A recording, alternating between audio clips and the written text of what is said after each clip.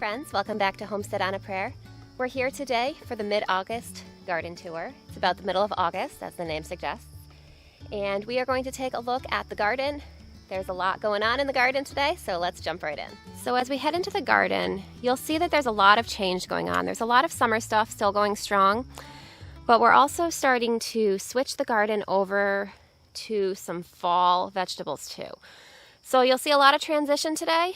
So right over here in this first garden bed, you can see the zucchinis are still doing pretty well. We are starting to get a little bit of powdery mildew, as you can see on this leaf here. I think I'm actually going to go ahead and rip this leaf off and discard that because the rest of the zucchini actually looks pretty good and I want to keep that healthy as long as possible. And down in here, you can see we've got a zucchini that's ready to harvest. This is a Cocozelle zucchini. You can see how it's striped, like a lighter and darker green. That's probably my favorite zucchini. So at this point in the season, especially with as wet of a season we've had, a little bit of plant disease is expected. So that powdery mildew that's forming on my zucchini plant, not really unexpected, but because I want to keep my zucchini healthy as long as possible, I want to make sure that I'm able to get a good solid harvest from that zucchini before it kind of succumbs to the disease and we're not able to get any more. I'm going to go ahead and remove that one leaf. That really seems to be the only one at least significantly affected. So by cutting that out, I should be able to limit the spread of the disease and hopefully be able to harvest lots more zucchinis before our season's done. Now in with the zucchini, you can see I've got lots of flowers. We've got some beautiful Picotee Cosmos here. I really love how graceful and beautiful these are. I love how it's so much taller than all the other plants I have there, and it just adds a really nice contrast. And got some really pretty zinnias in here too. So I'm not sure if I'm going to pronounce this zinnia name right. It's the Benares Giant, and this is the wine color. You can see, you can see there's a couple in the back there too. I really like the nice, rich color that this zinnia adds to the garden. So you'll see I've got several of these plants sprinkled throughout the garden. You can see when it first starts to open, looks like this before it really takes on that deep wine color. Now as it's starting to cool off a little bit here, you can see that my alyssum is starting to flower again. If you'll remember early in the season, this alyssum was beautiful, put on quite a show before it got really hot and it took a break for summer. But now it's really starting back up again, and the nasturtiums are doing well also. I'm really liking this Alaska red nasturtium. It's like deep, beautiful, rich color. So while it can, at first glance or first thought, kind of feel like a little bit of a waste of space to grow flowers in your vegetable garden, especially if you're limited on space like me, I find that it really is worth it. We've talked about this pretty extensively as the season's gone on, basically my reasons for including so many flowers in the vegetable garden. But, I mean, really, if you fit them between your vegetables, they don't really take up very much extra space, and just the amount of beauty and joy that they bring to the garden is definitely worth it. And then of course you have your obvious benefit of attracting pollinators. So I really think that it's worth it. It makes the garden so much more of an enjoyable place to be. Now I could be harvesting a lot of these flowers for cut flowers. Honestly, I really like them growing in my garden. I like to be able to see them flowering when I come out here. So I don't usually harvest very many for my table, but someday I would like to be able to grow enough that I can harvest some cut flowers for my table and still have plenty in the garden to enjoy. So behind the zucchinis, you can see that my silver slicer cucumbers that I added here a little later in the season are starting to produce. So it won't be too long before we have some of those to harvest. I've also got a lemon cucumber here. You can see these little round cucumbers. These are one of my son's favorite snacking cucumbers. Shouldn't be too long before those are ready too. So around the back of the zucchini bed, let's head through here. Got a couple more zucchini plants. These in the back don't seem to be doing quite as well as the ones in the front. I'm not sure if that's a sunlight issue. These are also a different variety, so it could possibly just be that as well. You can see there's a little female flower, so hopefully that'll be opening and getting pollinated soon and we'll have some zucchini from back here. My purple bush beans, these are kind of winding down. We're still getting a little bit of beans here and there, so I'm going to let them go. Probably pretty soon I'll pull them out and use the space for something else instead. And then up on the trellis, you can see these tomatoes. They've still got a little bit of healthy growth at the top, but for the most part, these tomato plants are pretty much done. So I'm just going to leave them here to harvest the tomatoes that they currently have on them right now. So in case I didn't have enough reasons already to grow a big variety of tomatoes, I find that certain varieties tend to do better in certain years.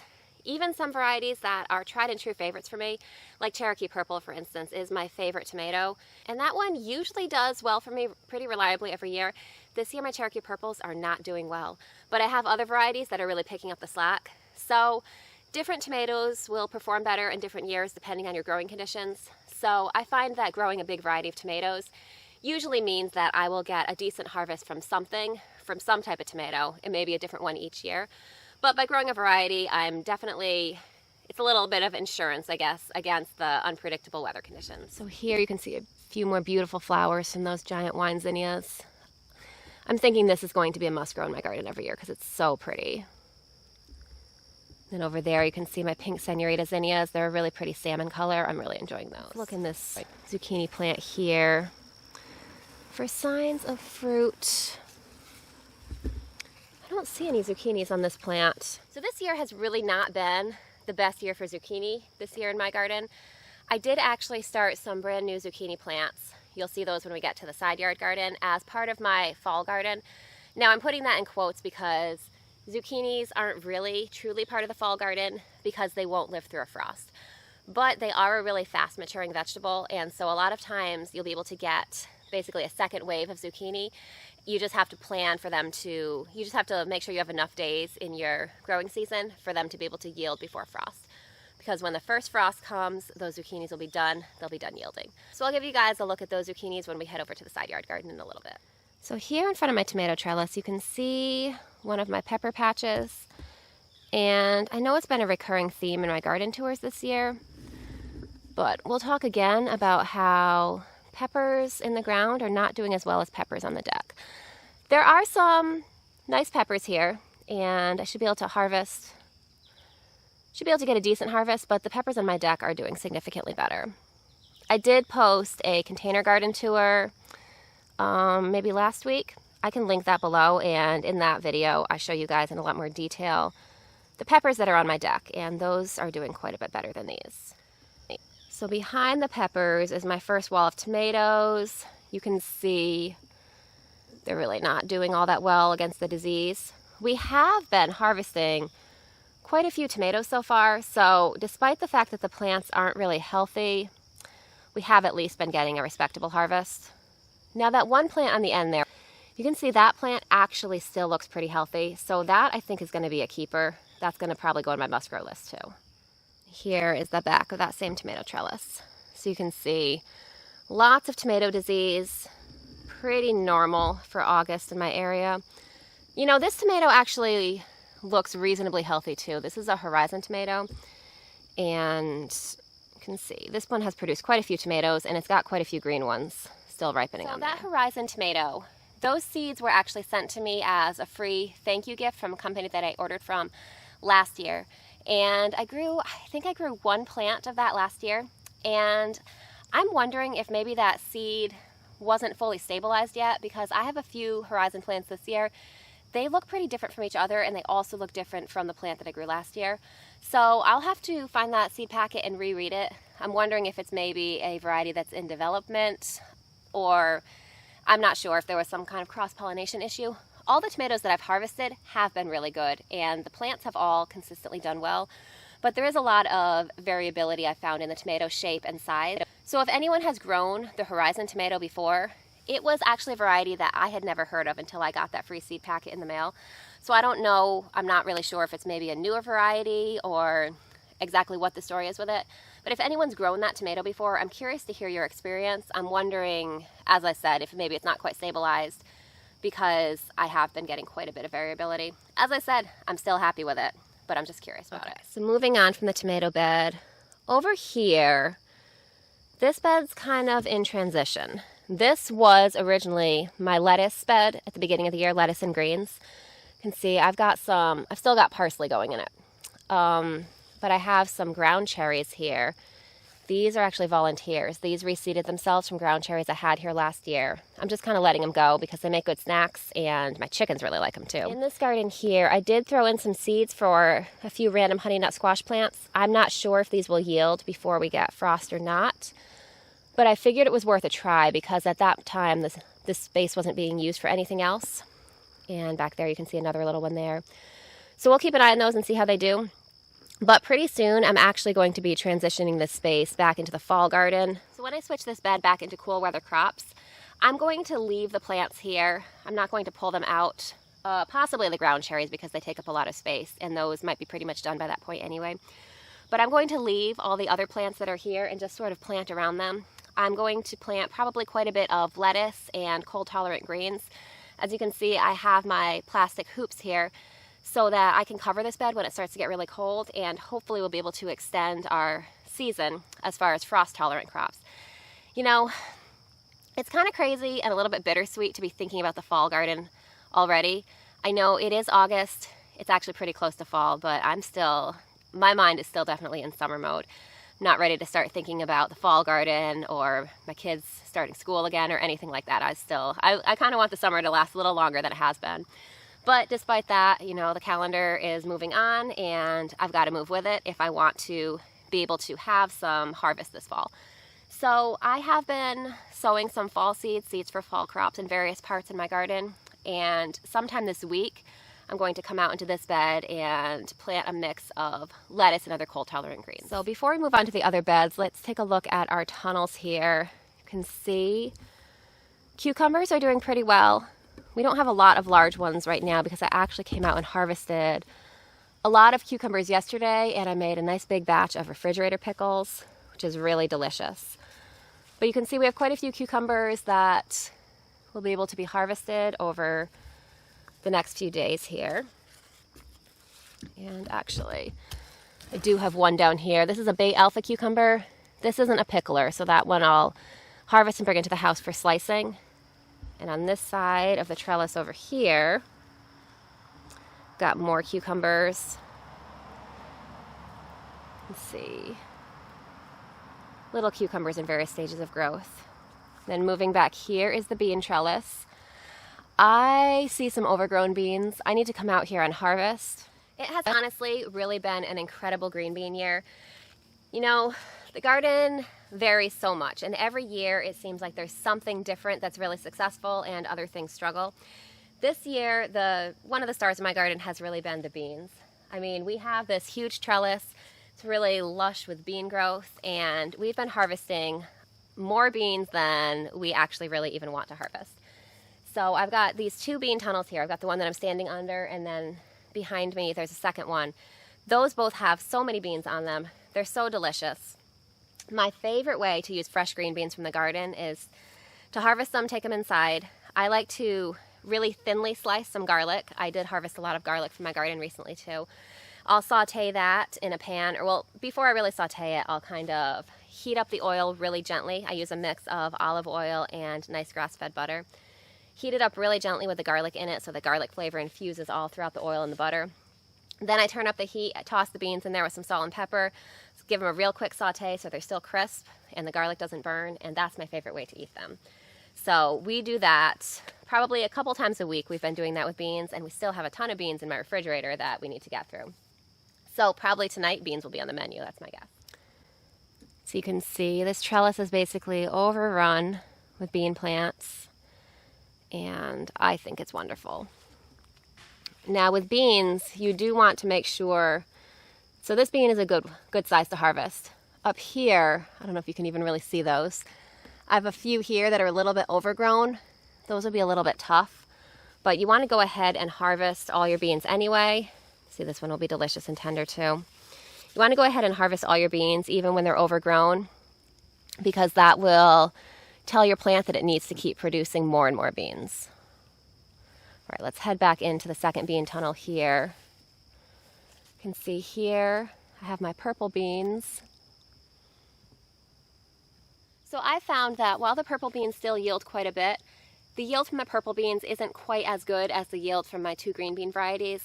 I have Vortex green beans and Rattlesnake green beans, and I found that both of those yield quite a bit more than the purple.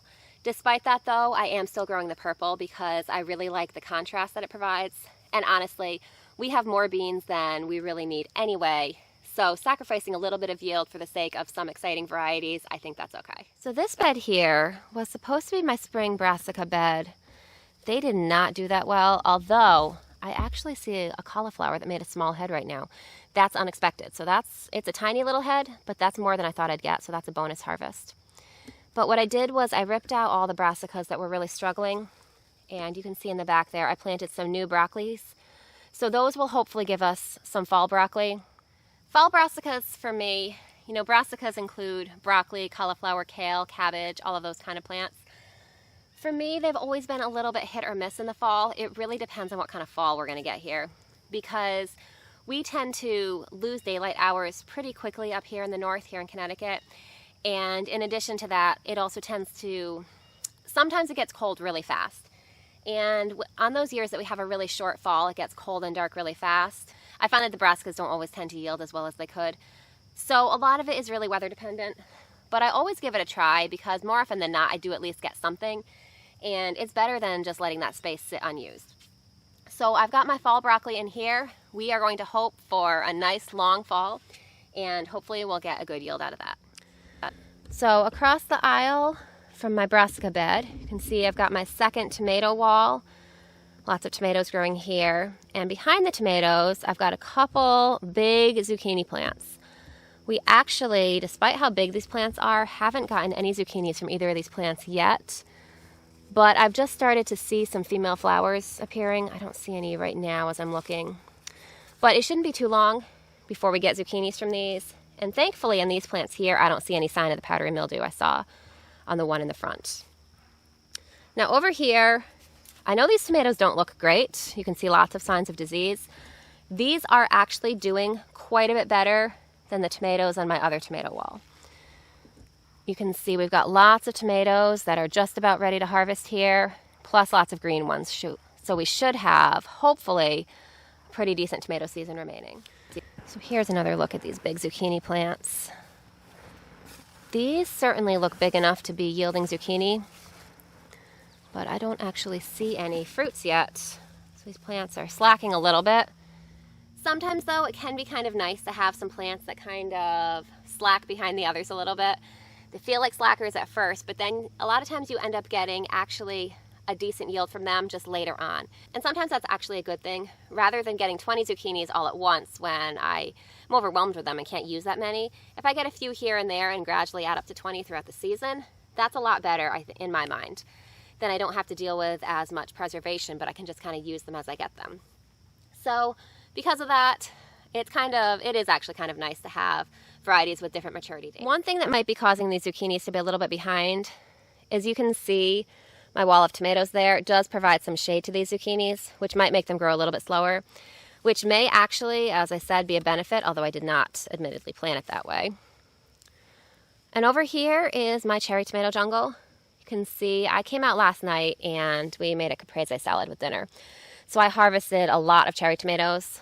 So there aren't a real lot that are ready to pick right now, but we have a lot that are close and we'll be harvesting over the next couple days.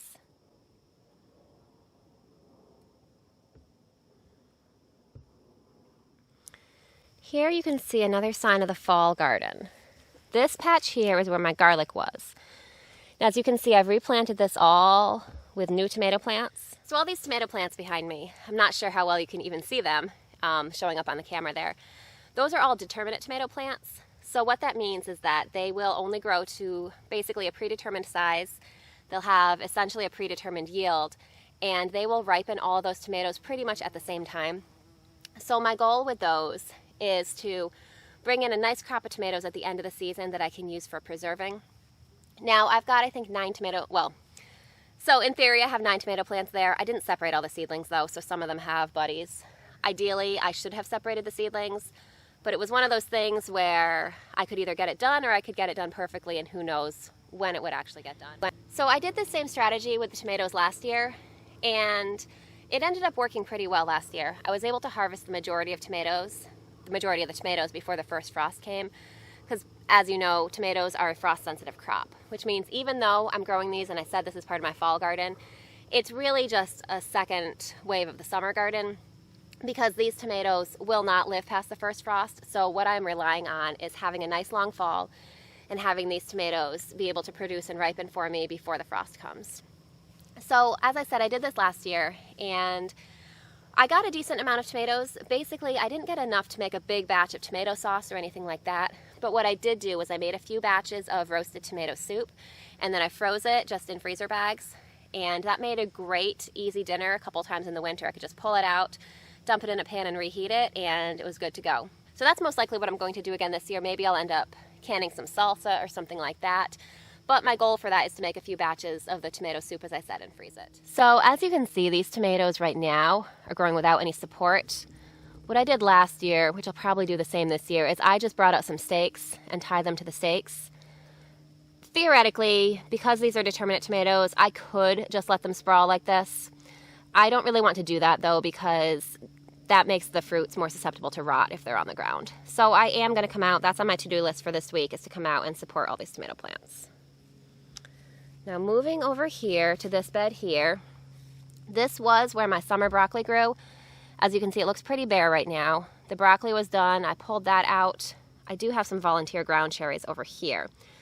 But what I did, I don't think I see any germination yet. I did come out a couple days ago and re-sow a bunch of seeds here. Usually when I grow brassicas for the fall, I prefer to start the seeds inside and transplant them out as seedlings. This was one of those years where time kind of got away from me and it just needed to get done. You'll kind of, if you watch enough of my garden tours or just my gardening videos in general, you'll know that a lot of times I don't do things the ideal way. Sometimes getting something done in the not ideal way is better than not getting it done because you're waiting for everything to be perfect. So that being said, these seeds that I direct sowed out here are a risk. I don't know if they'll germinate. If they do germinate, I don't know how well they'll do. We're going to find out. But putting seeds out here gave me a lot higher chance of a harvest than if I did nothing.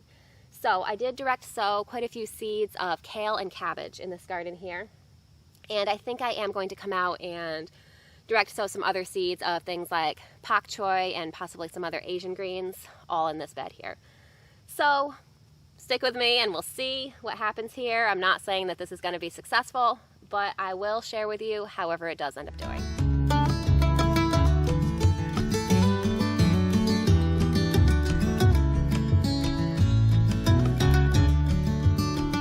So let's head over to the side yard garden. There's quite a bit to talk about here. We'll start with these tomatoes. As you can see, they have gotten pretty unruly. So these tomatoes here are definitely an example of do as I say, not as I do. You can see these tomato plants have sprawled and fallen over and they're just completely unruly. Now I did say when I planted these tomatoes here, I put tomato cages on them and I said this is not a good idea. Indeterminate tomatoes need more support than tomato cages can provide. Now, case in point, so you can see that my indeterminate tomatoes got so big and heavy that they actually ripped the cages out of the ground and knocked them over. I have fixed these cages about 3 times and pulled them back and they are not staying. So at this point I've admitted the tomatoes have defeated the cages, they've defeated me. I'm just going to take a lesson from this. I'm just going to say next year I will not put these tomatoes in tomato cages. I will actually follow my own advice. Now you can see I have a couple tomatoes that are doing okay. Now actually by some miracle these tomato plants actually look quite healthy, which is not to say that there's no signs of disease because there definitely are signs of disease creeping in. But these plants in general look healthier than the plants in my main garden, despite the fact that they have ripped the tomato cages out of the ground and decided to sprawl all over the place with them. I'm actually getting quite a good yield of tomatoes from these 4 plants over here, and I think that these plants are going to be the ones that keep me in tomatoes the longest. Now, as you can see, this first tomato cage on the end is still upright. I think that's because, honestly, I just let the tomato sprawl and escape wherever it wanted to go. And because of that, there was enough weight spread out in various places it didn't drag the tomato cage down. I have these 2 tomatoes that became really large and unruly and pulled their tomato cages over. This tomato also had pulled its cage over, but as you can see, this one was growing next to the trellis, so I tied it to the arch trellis in various places, and that is keeping it upright. So this tomato plant is actually doing pretty decently. Now, I mentioned earlier about the benefit of varieties with different maturity dates. If you see that little tomato right up there, that is the first fruit that this plant has shown. You can see it's got lots of flowers, so it hopefully will produce quite a bit. This plant here has actually not produced any ripe tomatoes yet. Now, it is a later maturing variety, and this tomato plant actually looks incredibly healthy. It's flowering pretty extensively now, and it's got a few small fruits on it. So I'm thinking that this tomato plant may give me another harvest of tomatoes after my other tomatoes are kind of done for the season. So while initially I was wondering what's going on with that plant, it's not even flowering and it's almost August, it's finally catching up. Well, I don't know if it's catching up, but it is finally starting to produce now. So I'm hoping that this plant will reward my patience with a nice late harvest. Now you can see mixed in with my tomatoes, we have some nasturtiums in there for color, and also got some basil. And here's some holy basil. I need to actually come out and harvest this. I want to dry as much of this as I can for winter. And we've got some sweet basil here. So definitely got some harvesting to do later today. So over here in this bed, this is my strawberry bed. You can see I've got lots of bush beans mixed in and some really pretty zinnias too. This is the pink senorita zinnia again, and I really like the texture of the petals and that beautiful coral color. So these strawberries here are now starting to produce runners. As you can see, it's becoming pretty thickly crowded in here. So my plan actually with that is to transplant some of the runners into this bed over here that has tomatoes in it. After the first frost, I'll go ahead and pull these tomato plants out. And then we're going to plant strawberries in here. And the goal is to have 2 strawberry beds. Now, my plan to have this arch trellis covered with beautiful noodle beans has not really come to fruition. You can see I have a few plants climbing up here, but most of my plants were eaten by insects when they first germinated, and so I only have a handful. And then across the way on the other side here, you can see I have maybe 2 or 3, not all that many. But here's a sweet potato bed. This looks really lush and beautiful. As you can see, the sweet potatoes are vining out into the walkways. Of course, sweet potatoes are one of those crops where you never really know for sure what's going on until harvest time. They can kind of deceive you a little bit, but based on the really abundant top growth that we have in this garden bed here, I'm guessing we'll get a pretty decent sweet potato yield. Now, last year I was not optimistic at all about sweet potatoes and ended up with a respectable yield for what I grew. So hopefully the plants don't surprise me in the opposite way this year. This year I'm a little more optimistic, so hopefully they live up to that. So I'll definitely bring you guys along when I harvest these sweet potatoes, and we will see what's going on under the soil. So I'll be harvesting these probably right before our first frost. I want to give them as long as possible to grow because sweet potatoes need a long growing season, which we don't really have here in Connecticut. It's not really long enough or hot enough. Despite that, I got somewhat of a yield last year, so I'm hoping for the same this year. So I've got a few companion plants, flowers, growing here in the sweet potato bed just to provide some contrast. Now behind the sweet potatoes, this is where we harvested potatoes from not that long ago. You can see I've got lots of bush beans growing in here, and I'm hoping to get a nice second crop of these before it starts to get too cold. So here you can see my baby second crop of zucchini plants. These I think are both Cocozelle zucchinis. So I planted these, and the hope is that we'll be able to get a harvest from these before the frost comes. So when I planted those, I counted up how many days I had left until my predicted first fall frost. And according to that calculation, those plants should have time to yield for us before frost, so we should get at least a small harvest. Now, that being said, when you're growing plants in the end of the season, kind of past the summer solstice, the days are getting shorter. A lot of times those estimated days to maturity that you'll see on your seed packet or online if you do a search for that plant variety are assuming ideal conditions. So that means full summer sun, summer heat, things like that. Now these plants are not going to be getting quite as much sun. They're in a little bit of a shady spot anyway, so that cuts down on it a little bit. So basically what all that means is that most likely, I want to say that zucchini variety estimated 55 to 60 days to yield, something like that. I could be closer to 70 or 80 days when you take into account the lower daylight hours. So we're going to go ahead and hope for a long fall. We're going to hope for a good harvest, and we will see what happens. You know, that's the theme of my garden this year, and honestly, probably every year that's a little bit of the theme of my garden.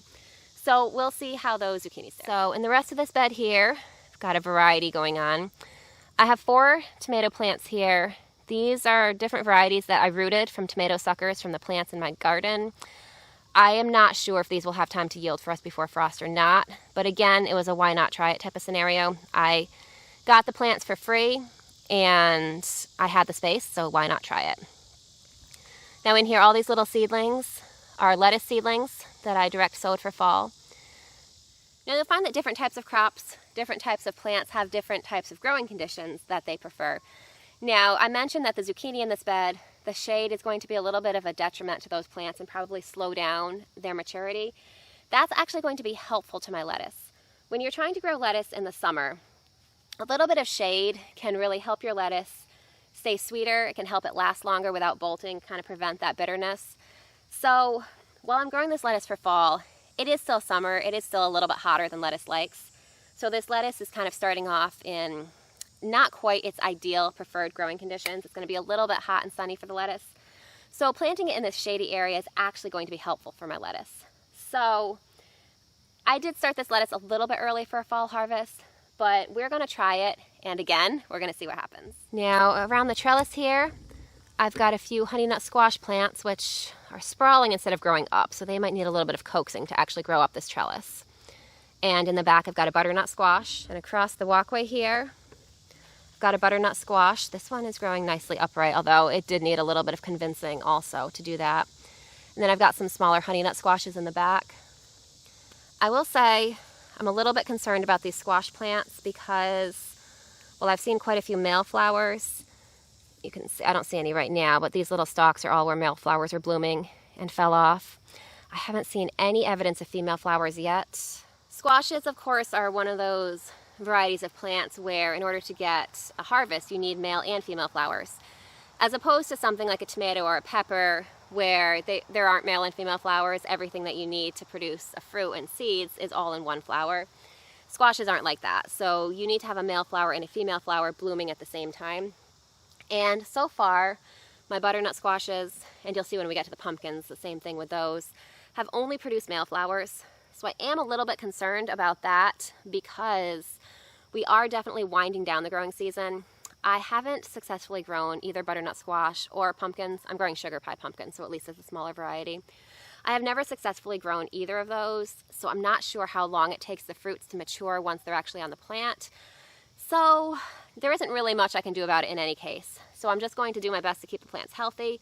We're going to use a little bit of patience and we're going to hope for the best for that. The rest of this bed here, I don't even know what's going on here. This is just, honestly, it's kind of a mess. We have been getting some tomatoes from this Rosella tomato plant here. And I have been harvesting quite a bit of this chamomile and calendula. You can see that yellow flower over there is calendula. Those are both kind of winding down now, but I have been harvesting quite a few of those. You can see there's some calendula here that has to be harvested too. Nasturtiums look really good. I do have some Swiss chard here, so this makes a good fall crop. Even though I planted that in the spring, we could be harvesting this all fall, so that's good. And I have some carrots in here. You can see this bed is kind of weedy. But these carrots here, I'm not really sure when these will be ready, but they're growing anyway, and we'll see what happens with those. And over here is the first of the sugar pie pumpkins I referred to. You can see all these dead flowers here and this open flower. These are all male flowers. So I'm just going to look and see. You can tell the female flowers will have a tiny fruit at the end, so in this case it would be a tiny pumpkin. I don't see any signs of those yet. Back here is my other pumpkin plant. Same thing, that has had lots of male flowers. No females yet. There is still time. So there's definitely a lot of unknowns in the garden this time of year. Honestly, a lot of it is just going to be a waiting game, and a lot of it's out of my control. So I'm going to be thankful for the harvest that I am getting. Honestly, we are getting quite a good harvest this year, so I am very thankful for that. So we're going to continue to be thankful for that, and we are going to hope for a late fall so we get to enjoy a really nice fall garden and hopefully a nice fall harvest too. And hopefully my straggler plants will kind of catch up and we'll actually be able to get a little bit of a harvest off those too. So thank you so much for joining me in this walk through my garden today. It's a beautiful morning today, and as much as I said that I'm not ready for fall, it's true. I mentally am not ready to let go of summer. but despite that, I am enjoying a little bit of the cooler temperatures we've been having. So I guess it's kind of a pros and cons situation. You know, there's benefits to every situation. So I am going to enjoy the cooler weather. So again, thank you so much for joining me today. I hope that you join me again soon to see what happens with this garden and just see how everything progresses. I hope that you're having a great day, and I'll see you next time.